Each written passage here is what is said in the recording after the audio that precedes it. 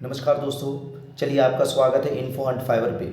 आज की मुलाकात में मैं बात करने जा रहा हूँ बांग्लादेश की वर्तमान में स्थिति क्या है, वहाँ पर क्या शांति पैदा हो पाई है या नहीं हो पाई है, मैं इस पर बात करने जा रहा हूँ। जैसा कि हम सभी लोग जानते हैं कि भाई बांग्लादेश में क्या हुआ, तख्ता पलट हुआ और तख्ता पलट होने के बाद शेख हसीना जी अपने पद से इस्तीफ़ा दे दिया और फिर वहाँ पर 8 अगस्त 2024 को अंतरिम सरकार का गठन किया गया। उसके बाद वहाँ की स्थिति क्या है, वहाँ के हालात क्या है, मैं इस पर बात करने जा रहा हूँ। अगर वीडियो आपको अच्छी लगे तो सब्सक्राइब कर लीजिएगा, बेल आइकन प्रेस कर लीजिएगा ताकि मेरे द्वारा हर न्यूज़ हर इन्फॉर्मेशन आप तक पहुँचती रहे। तो चलिए हम लोग बात शुरू करते हैं। 8 अगस्त 2024 को बांग्लादेश में जो है अंतिम सरकार का क्या हो गया, गठन हो गया, जिसमें अंतरिम सरकार के मुखिया के रूप में जो चुना गया है वो यूनुस खान साहब को चुना गया है, जो कि अंतरिम सरकार के क्या होंगे, मुखिया होंगे। ठीक है, और उनको शपथ दिलाने का काम वहाँ के निर्विरोध चुने गए 2023 में निर्विरोध चुने गए थे राष्ट्रपति शहाबुद्दीन साहब ने उन्हें क्या किया, शपथ दिलवाया। और साथ में इस आंदोलन में शामिल जो दो स्टूडेंट लीडर थे, नेता थे, उन्हें भी अंतरिम सरकार में एडवाइजरी के रूप में क्या किया गया है, शामिल किया गया है। वो दोनों कौन है, आसिफ महमूद है और दूसरे कौन है, नाहिद उस्मान साहब। आसिफ महमूद और नाहिद उस्मान साहब जो कि स्टूडेंट के लीडर हैं, उनको भी इसमें क्या करी गई है, जगह दी गई है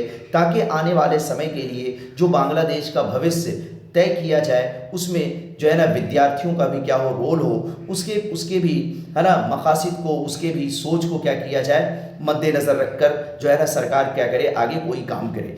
लेकिन एक तरफ तो अंतरिम सरकार का गठन हो गया, दूसरी तरफ स्थिति भी सामान्य होने लगे। लेकिन स्थिति सामान्य होने के साथ साथ अब वहाँ के हिंदू सभा और हिंदू कमेटी के लोग, यानी हिंदुओं का संगठन है, हिंदू अल्पसंख्यक लोगों का जो संगठन है, उन्होंने आंदोलन करना शुरू किया और उन्होंने अपने 8 सूत्री मांग रख दिए। और उनको रखना भी चाहिए, चूँकि आपने जैसा कि देखा कि कुछ दिनों पहले है ना अल्पसंख्यकों के साथ जो है ना थोड़ा अधिक अत्याचार किया गया, जो कि एक नहीं होना चाहिए, जो इंसानियत के एक तरह से क्या है, खिलाफ है। लेकिन हाँ, अब जो है जब स्थिति वहाँ पर सामान्य हो रही है, स्थिति सामान्य हो गई है, तो हिंदू संगठन वालों ने जो है 8 सूत्री मांग सरकार के सामने रखा है। और उनका मांग क्या है, उनका सबसे पहला मांग जो है कि भाई अल्पसंख्यक हिंदू जो बांग्लादेश में है उनके व्यापार की क्या करे, सुरक्षा के दे सरकार और उनके घरों की सुरक्षा दे। और ये भी कहा गया कि इस आंदोलन में जिन हिंदुओं के साथ जुल्म किया गया, अत्याचार किया गया, जुल्म के पहाड़ तोड़े गए, है ना, और जिन लोगों ने ये कारनामा किया, जिन लोगों ने ये काम अंजाम दिया, उनकी क्या होनी चाहिए, जांच होनी चाहिए और गिरफ्तारी के बाद उन्हें सज़ा भी दी जाए। और जिनकी हत्या हो गई या जिनको लूट खसोट लिया गया उनको मुआवजा भी देने की बात कही जा रही है, ये भी हिंदू संगठन की तरफ से मांग की जा रही है ना। हिंदू अल्पसंख्यक आयोग बनाने की मांग की जा रही है। और ये भी कहा जा रहा है कि जो प्रशासनिक यानी जो सरकारी विभाग है उसमें जो है ना हिंदू अल्पसंख्यक की जो है वो है ना सहभागिता को क्या किया जाए, सुनिश्चित किया जाए। और फिर ये भी कहा जा रहा है कि जो है ना मंदिरों की सुरक्षा की कड़ी इंतज़ाम की जाए, है ना। जो लोग घर छोड़कर बॉर्डर पे पहुंच गए इस आंदोलन की वजह से, उन्हें फिर से घर वापस लाया जाए। तो इस तरह से 8 तरह की मांगें रखी जा रही है और इसके लिए ढाका में जो है ना आंदोलन किया जा रहा है, ढाका में प्रदर्शन किया जा रहा है। अब ये देखने वाली बात होगी कि जो अंतरिम सरकार वहाँ पे 8 अगस्त 2024 को बनी है, वो अंतरिम सरकार इस तरह के मामले पर किस तरह से ध्यान देती है। हालांकि वहाँ की सरकार को चाहिए कि अल्पसंख्यकों की जो मांग है वो बिल्कुल जायज़ है और ये मांग वहाँ की सरकार को देनी भी चाहिए, मैं ऐसी उम्मीद करता हूँ। और आप लोग भी बताइएगा कि क्या ऐसा करना चाहिए या नहीं करना चाहिए।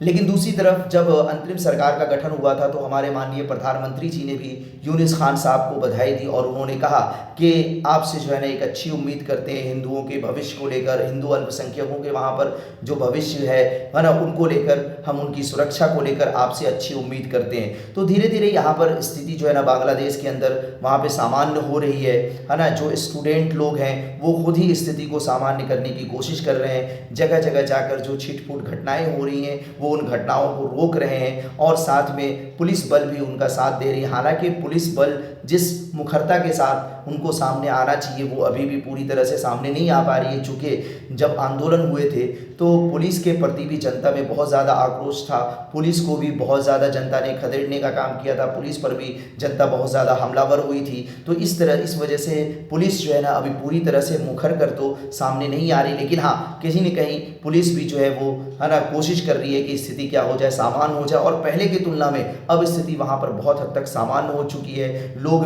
रोज़मर्रा की ज़िंदगी में क्या हो चुके हैं, शामिल हो चुके हैं रोज़मर्रा की ज़िंदगी में, है ना। जिस तरह से वो कामकाज में लगे हुए थे वो अपने कामकाज में लगे हुए, तो स्थिति धीरे धीरे क्या हो रही है, सामान्य हो रही है और लगभग सामान्य हो चुकी है। बस कहीं कहीं छुट-फुट घटनाएँ थोड़ी बहुत देखने को मिल रही है।